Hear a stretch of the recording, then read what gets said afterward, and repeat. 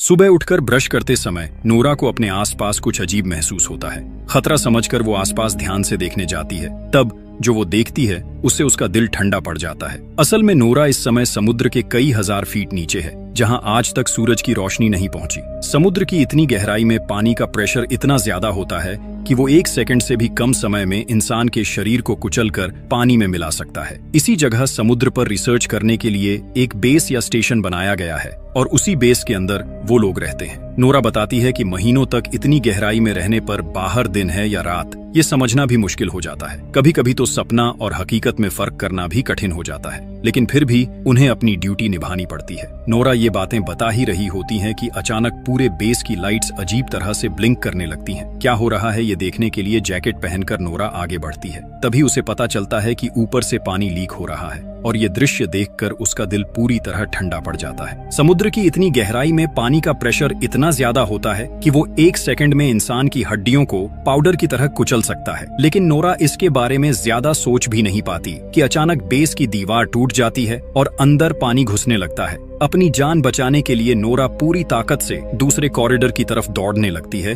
और सो रहे दूसरे क्रू मेंबर्स को जगाने की कोशिश करती है। ऐसा खौफनाक मंजर देखकर वहां मौजूद सभी लोग चिल्लाते हुए नोरा के पीछे दौड़ने लगते हैं। काफी कोशिश के बाद वो लोग एक दूसरे रूम तक पहुंच जाते हैं, लेकिन उस रूम के डोर का सिस्टम फेल हो चुका होता है, इसलिए वो किसी भी तरह लॉक नहीं हो रहा था। समय बर्बाद किए बिना नोरा जल्दी से अपने हाथों से उस डोर के सिक्योरिटी सिस्टम को ठीक करने लगती है। तभी वो देखती है कि कई क्रू मेंबर्स पानी से लड़ते हुए अपनी जान बचाने के लिए उनकी तरफ दौड़ रहे हैं। नोरा चिल्लाकर उन्हें और तेज दौड़ने के लिए कहती है, लेकिन डोर तक पहुंचने से पहले ही समुद्र का पानी उन्हें पूरी तरह निगल लेता है। ये भयानक दृश्य देखकर उनमें से एक नोरा से कहता है कि जल्दी से डोर बंद कर दो, वरना सब मर जाएंगे। आखिरकार नोरा फिर से बटन दबा देती है और आखिरी पल में जोरदार आवाज के साथ गेट बंद हो जाता है। कुछ ही सेकंड में सब कुछ फिर से अजीब तरह से शांत हो जाता है। थोड़ी देर बाद उनका एक साथी रोड्रिगो कहता है कि शायद कोई बड़ा भूकंप आया होगा, वरना ऐसा होना मुश्किल है। इसके बाद वो लोग कंट्रोल रूम से संपर्क करने की कोशिश करते हैं,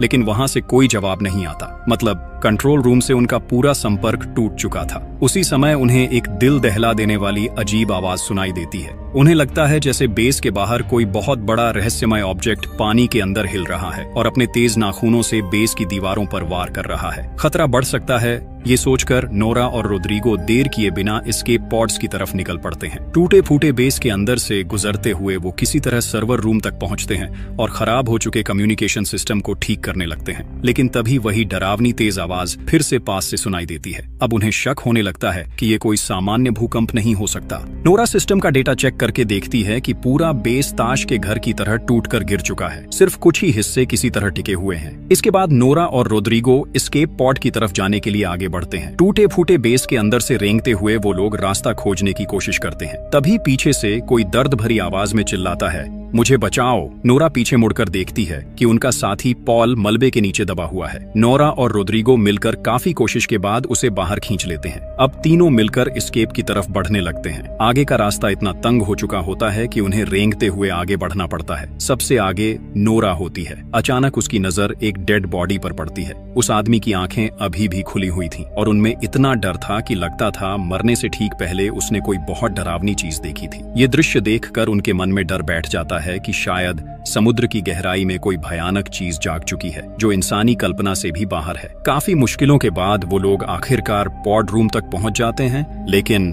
पॉड रूम में पहुंचकर उनके पैरों तले जमीन खिसक जाती है, क्योंकि वहां एक भी एस्केप पॉड नहीं बचा था। वहां सिर्फ कैप्टन लूसियन खड़े थे, लेकिन डोर लॉक होने की वजह से वो अंदर फंसे हुए थे। नोरा किसी तरह बाहर से डोर खोल देती है। बाहर आने के बाद कैप्टन बताते हैं कि जितने भी पॉड्स थे उनमें बाकी क्रू मेंबर्स को पानी की सतह की तरफ भेज दिया गया है। अब उन्हें किसी भी तरह सबमर्सिबल रूम तक पहुंचना होगा। नोरा कैप्टन से कहती है कि पूरा बेस लगभग नष्ट हो चुका है। उन्हें ये भी नहीं पता कि कितने लोग अभी जिंदा हैं या वो खुद बच पाएंगे भी या नहीं। नोरा फिर कैप्टन से पूछती है कि आखिर ये सब हो क्या रहा है, क्या ये सच में भूकंप है या कुछ और। कैप्टन कहते हैं कि अपनी जिंदगी में उन्होंने पहली बार ऐसा कुछ देखा है, लेकिन अब उन्हें मिलकर इस स्थिति का सामना करना होगा। इसके बाद वो लोग कंट्रोल रूम की तरफ जाते हैं, जहां एमिली और स्मिथ पहले से ही बाहर की दुनिया से संपर्क करने की कोशिश कर रहे थे, लेकिन कहीं से भी कोई सिग्नल नहीं मिल रहा था। ऊपर से कंट्रोल रूम को बार बार ऐसे झटके लग रहे थे जैसे बाहर से कोई बहुत बड़ा चीज पूरे बेस को ऊपर की तरफ धकेलने की कोशिश कर रही हो। नोरा सिस्टम चेक करके बताती है कि बेस के ऊपर वाले सभी फ्लोर्स और कूलिंग टावर पूरी तरह खत्म हो चुके हैं, लेकिन असली खतरा बेस का कोर है, जो पूरे बेस को पावर सप्लाई देता है। वो किसी भी समय फट सकता है। अगर कोर फट गया तो धमाका इतना भयानक होगा कि एक पल में पूरा रिसर्च स्पेस राख बन जाएगा। अब उनके पास बचने का कोई रास्ता नहीं बचा, क्योंकि बाकी एस्केप पॉड्स पहले ही टूटकर नष्ट हो चुके हैं। जब सब लोग अपनी निश्चित मौत मानकर उम्मीद छोड़ने लगते हैं, तभी कैप्टन कहते हैं कि उनके पास एक आखिरी मौका है। उन्हें बेस के सबसे गहरे हिस्से में जाना होगा, जहां ड्रिलिंग का काम चल रहा था। शायद वहां उन्हें कोई पॉड मिल जाए। कैप्टन की ये बात सुनकर पॉल कहता है कि वो ड्रिलिंग साइट यहाँ से करीब 1.5 किलोमीटर दूर है। ऐसे हालात में वो वहाँ कैसे पहुँचेंगे? इसी बातचीत के दौरान स्मिथ को ड्रिलिंग साइट से आया आखिरी सिग्नल मिलता है, लेकिन उसे सुनकर सबकी आवाज डर से सूख जाती है, क्योंकि उस सिग्नल में सिर्फ लोगों की दर्द भरी चीखें और किसी भयानक जानवर की डरावनी आवाज सुनाई दे रही थी। इसी बीच अचानक तभी पूरा बेस फिर से अजीब तरीके से कांपने लगता है। ऐसा लगता है जैसे अंधेरे में छिपा कोई दानव पूरे स्टेशन को खिलौने की तरह तोड़ देना चाहता हो। पॉल निराश होकर कहता है कि उन्हें इतनी गहराई तक ड्रिलिंग नहीं करनी चाहिए थी। शायद उन्होंने किसी ऐसे शैतान को जगा दिया है जिसे छेड़ना ही नहीं चाहिए था। कोई और रास्ता न होने की वजह से सब लोग भारी अंडरवाटर सूट्स पहन लेते हैं। अब ये सूट्स ही उनकी जिंदगी की आखिरी उम्मीद थी। लेकिन जैसे ही वो समुद्र की गहराई में कदम रखते हैं, अचानक रोड्रिगो के हेलमेट में दरार पड़ जाती है। पानी के भयानक प्रेशर से पलक झपकते ही उसका पूरा शरीर फटकर चकनाचूर हो जाता है। अपने साथी की ऐसी दर्दनाक मौत देखकर कोई भी खुद को संभाल नहीं पाता। नोरा जब इस काले गहरे समुद्र की तरफ देखती है तो उसे लगता है कि ये सन्नाटा अंतरिक्ष से भी ज्यादा डरावना है। साथी को खोने का दुख और मौत का डर लेकर वो किसी तरह कार्गो लिफ्ट की छत पर कूदते हैं और उसके अंदर घुस जाते हैं। तब कैप्टन सबको बताते हैं कि उन्हें जितनी जल्दी हो सके इस बेस से दूर जाना होगा, क्योंकि ये किसी भी समय ज्वालामुखी की तरह फट सकता है। इसके बाद लिफ्ट उन्हें लेकर समुद्र की ओर भी गहराई में उतरने लगती है। तभी लिफ्ट की स्क्रीन पर किसी पॉड से मदद का सिग्नल दिखाई देता है। कैप्टन जल्दी से लिफ्ट रोक देते हैं और पॉल व स्मिथ को कहते हैं कि जो भी ये सिग्नल भेज रहा है उसे ढूंढ कर लाओ। दोनों फिर से भारी अंडर वाटर सूट्स पहनकर पानी में उतर जाते हैं, लेकिन बाहर इतना घना अंधेरा होता है कि सूट की लाइट से भी ठीक से कुछ दिखाई नहीं देता। आगे बढ़ते हुए स्मिथ को महसूस होता है कि अंधेरे में कोई चीज शायद उनका पीछा कर रही है। किसी तरह वो उस पॉड तक पहुंच जाते हैं जहां से सिग्नल आया था, लेकिन पास जाकर देखते हैं कि पूरा रास्ता किसी अजीब चिपचिपे पदार्थ से ढका हुआ है। उन्होंने पहले कभी ऐसी चीज नहीं देखी थी। पॉड के अंदर किसी को न पाकर वो आसपास तलाश करने लगते हैं। तभी उन्हें केबल्स में उलझा हुआ अपने एक साथी का डेड बॉडी मिलता है। ये देखकर कैप्टन तुरंत उन्हें वापस अंदर आने का आदेश देते हैं, लेकिन उसी समय पॉल और स्मिथ देखते हैं कि उस डेड बॉडी की पीठ के अंदर कुछ जिंदा हिल रहा है। वो कुछ समझ पाते उससे पहले ही उसकी पीठ से बिजली की रफ्तार से एक अजीब जानवर बाहर निकलकर पॉल पर हमला कर देता है। हालांकि स्मिथ किसी तरह उस छोटे क्रीचर को मार देता है। उस क्रीचर को साथ लेकर वो लोग फिर से लिफ्ट में वापस आ जाते हैं। पॉल बताता है कि ये जीव उस डेड बॉडी को नोच नोच कर खा रहा था। एमिली जब उस क्रीचर को देखती है तो उसे उसके आसपास तेज नुकीले पंजे दिखाई देते हैं। तब एमिली कहती है कि शायद ड्रिलिंग के दौरान उन्होंने गलती से ऐसा कोई गड्ढा खोल दिया है जहां पहले से ही अजीब और खतरनाक जीव रहते थे,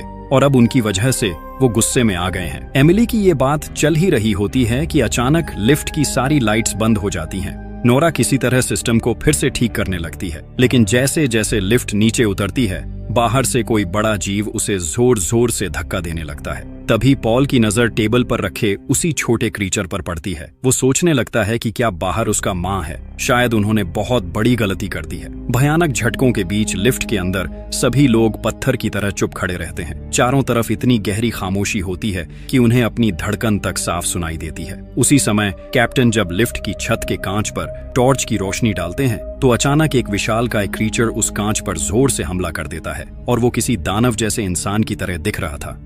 सब लोग बुरी तरह डर जाते हैं। तभी अगले ही पल बेस के ऊपर वाले हिस्से में जोरदार एक्सप्लोजन हो जाता है। रोशनी इतनी तेज होती है कि लगता है जैसे समुद्र की गहराई में अचानक सूरज निकल आया हो। इस धमाके के झटके से लिफ्ट के मोटे केबल्स टूट जाते हैं और लिफ्ट तेजी से नीचे गिरने लगती है। इसलिए सभी लोग जल्दी से अपने हेलमेट्स पहन लेते हैं। लिफ्ट समुद्र की तलहटी से टकराने से पहले ही वो लोग बाहर कूद जाते हैं, लेकिन एक्सप्लोजन की वजह से ऊपर से ब्रिज के भारी लोहे के टुकड़े और मलबा बारिश की तरह गिरने लगता है। अपनी जान बचाने के लिए सब लोग एक दूसरे को संभालते हुए किसी तरह दौड़कर ड्रिलिंग चेंबर के दरवाजे तक पहुंचते हैं। चारों तरफ गहरा अंधेरा होता है और उस अंधेरे में कुछ अजीब सी परछाइयां दिखाई देती हैं। उधर ड्रिलिंग चेंबर का डोर भी जैम हो चुका होता है।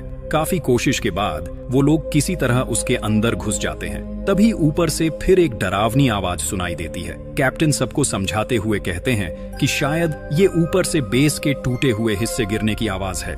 इसके बाद वो लोग उस सुरंग जैसे चेंबर के अंदर धीरे धीरे आगे बढ़ने लगते हैं। जैसे जैसे वो आगे बढ़ रहे थे, रास्ता और भी संकरा होता जा रहा था। एक जगह पहुंचकर उन्हें पता चलता है कि आगे का रास्ता मलबे की वजह से पूरी तरह बंद हो चुका है। तब नोरा हिम्मत करके कहती है कि वो पानी के नीचे तैरकर दूसरी तरफ जाएगी। वो अपना हेलमेट ठीक से पहनकर पानी में डुबकी लगाती है और तैरते हुए दूसरी तरफ पहुंच जाती है। वहां पहुंचकर वो बाकी सबको भी आने का इशारा करती है। एक एक करके सब लोग दूसरी तरफ पहुंच जाते हैं, लेकिन सबसे आखिर में पॉल रह जाता है। तभी पॉल को महसूस होता है कि पीछे के अंधेरे पानी में कोई मौजूद है। जैसे ही वो पीछे मुड़कर देखता है, एक अजीब क्रीचर पानी के अंदर गायब हो जाता है। कैप्टन उसे बार बार आवाज देते हैं, लेकिन पॉल की तरफ से कोई जवाब नहीं आता। मजबूर होकर सब लोग पॉल के सूट से जुड़ी केबल को पकड़कर जोर से खींचने लगते हैं। कुछ देर बाद पॉल उनके पास वापस आ जाता है और सब लोग राहत की सांस लेते हैं। लेकिन अगले ही पल पॉल की केबल को कोई अदृश्य ताकत दूसरी तरफ से जोर से खींच लेती है। डर के मारे पॉल चिल्लाने लगता है। बाकी सब लोग घबराकर केबल काटने की कोशिश करते हैं, लेकिन तब तक बहुत देर हो चुकी होती है। पलक झपकते ही पॉल के शरीर का एक हिस्सा उससे अलग हो जाता है। अचानक पॉल के हेलमेट में खून भरने लगता है और वहीं उसकी दर्दनाक मौत हो जाती है। ये देखकर बाकी सब डर और दहशत में अपनी जान बचाने के लिए वहां से भागने लगते हैं। कुछ देर बाद कैप्टन फिर से रेडियो के जरिए ऊपर की दुनिया से संपर्क करने की कोशिश करते हैं, लेकिन वहां से कोई जवाब नहीं आता। पॉल की मौत के बाद सब लोग पूरी तरह टूट चुके होते हैं। एक एक करके उनके साथी किसी अदृश्य ताकत के हाथों मारे जा रहे थे। तभी वो लोग एक कंट्रोल रूम में खड़े होते हैं, जहां से बाहर का डरावना नजारा साफ दिखाई देता है। उनके बेस स्टेशन की ड्रिलिंग मशीन इतनी बुरी तरह मुड़ी तुड़ी पड़ी होती है जैसे किसी ने उसे खिलौने की तरह तोड़ दिया हो। स्मिथ हैरान होकर कहता है कि 6000 टन वजन की ड्रिलिंग मशीन का इस तरह नष्ट होना क्या सच में संभव है? एमिली कांपते हुए कहती है कि ये सब उनकी गलती है। उन्होंने समुद्र की गहराई को छेड़ा है और अब समुद्र उनसे बदला ले रहा है। शायद उन्हें यहाँ आना ही नहीं चाहिए था। कैप्टन सबको शांत करते हुए कहते हैं कि उन्हें यहाँ ज्यादा देर नहीं रुकना चाहिए, लेकिन स्मिथ बताता है कि उसका सूट डैमेज हो चुका है और अगर वो बाहर गया तो पानी का प्रेशर सह नहीं पाएगा। इसलिए वो बाकी सबको कह देता है कि उसे छोड़कर आगे बढ़ जाए। स्मिथ कहता है कि अगर वो साथ गया तो सबकी जान खतरे में पड़ सकती है, लेकिन कैप्टन उसे हिम्मत देते हैं और किसी तरह उसका सूट ठीक कर देते हैं। इसके बाद सब लोग पानी के अंदर से ड्रिलिंग साइट की तरफ निकल पड़ते हैं, क्योंकि शायद वहीं एस्केप पॉड्स मिल सकते हैं। पानी के नीचे चारों तरफ घना अंधेरा होता है। तभी नोरा को महसूस होता है कि उसके पीछे कोई है। वो टॉर्च जलाकर देखती है, लेकिन उसे कोई दिखाई नहीं देता। फिर भी उसके मन में एक अजीब डर बना रहता है।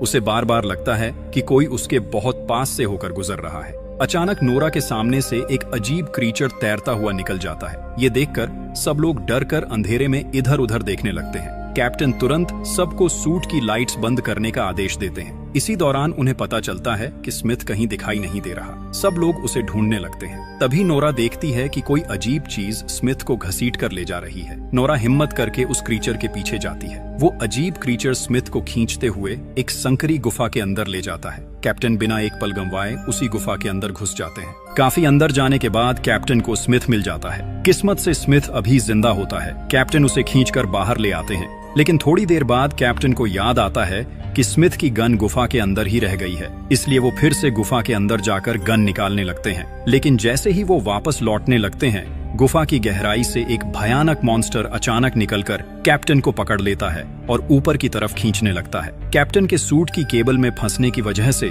नोरा भी उसके साथ ऊपर की तरफ खींचने लगती है। पानी के अंदर संघर्ष करते हुए कैप्टन और वो अजीब क्रीचर एक बड़े प्लेटफॉर्म पर जा टकराते हैं। प्लेटफॉर्म के किनारे कैप्टन को लटका हुआ देखकर नोरा उसे बचाने की कोशिश करती है। तभी वो भयानक क्रीचर फिर से उनके सामने आ जाता है। वो इतना विशाल होता है कि लगता है जैसे वो इस दुनिया का ही जीव नहीं है। वो अपना विशाल मुंह खोलकर नोरा के हेलमेट को निगलने की कोशिश करता है। उसी समय कैप्टन अपनी नाइफ निकालकर उस मॉन्स्टर पर वार करते हैं। दर्द से तड़पकर वो क्रीचर नोरा और कैप्टन दोनों को तेजी से ऊपर की तरफ खींचने लगता है। कैप्टन समझ जाते हैं कि अगर वो इसी रफ्तार से ऊपर जाते रहे तो पानी के भयानक प्रेशर से उनका सूट फट जाएगा। इसलिए वो नोरा से कहते हैं कि केबल काट दो वरना वो भी मर जाएगी। लेकिन नोरा ऐसा करने के लिए तैयार नहीं होती। तब मजबूर होकर कैप्टन खुद ही अपनी नाइफ से केबल काट देते हैं और खुद को अलग कर लेते हैं। नोरा अलग होते ही अगले ही पल एक भयानक एक्सप्लोजन में कैप्टन की मौत हो जाती है। उसी धमाके में उनका सूट और शरीर पानी में बिखर जाता है। उस एक्सप्लोजन के झटके से नोरा नीचे समुद्र की तलहटी में बेस के एक छोड़े हुए हिस्से में जा गिरती है।